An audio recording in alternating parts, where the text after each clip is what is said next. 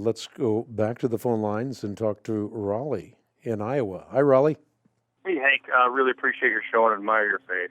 Thank you. I was in a recent Bible study, and something really, really got me. Well, our pastor actually preached on it first, and then we were in the Bible study. And he preached on soul sleep, essentially. He said that when we die, we go to sleep, we're unconscious until the second coming of Christ. And, he was dismissing the fact that I think what I've always believed and what many others in my Bible study had believed, and I'd like you to kind of frame this up for the audience. I just truly believe that when I die, I'll go to heaven and my soul is in the presence of the Lord. So if you can expand on that.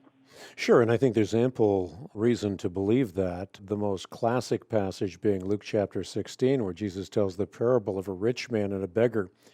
They die physically, and yet they experience conscious awareness in the intermediate state, a fact that is very difficult to deny, in that the rich man's brothers are living and the final judgment has not yet occurred. The second point is that sleep is a common biblical metaphor for the death of the body. So in John 11, you have an example of Jesus telling his disciples, our friend Lazarus has fallen asleep, but I'm going there to wake him up. And the disciples said, if he sleeps, he's going to get better. And then Jesus said he was speaking of his death, but the disciples thought he meant natural sleep. So then Jesus said very plainly, Lazarus is dead. So in this example, and there are others as well, the Bible speaks of the body asleep in death, but it never speaks of the soul asleep in death.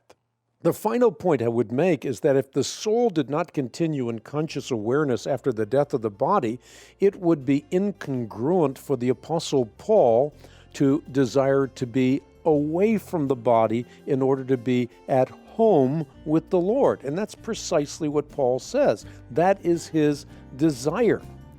How could death be better by far than further ministry that's fruitful if in fact it entails soul sleep? So the point in the biblical text is that far from soul sleep, to be with Christ is soul satisfaction.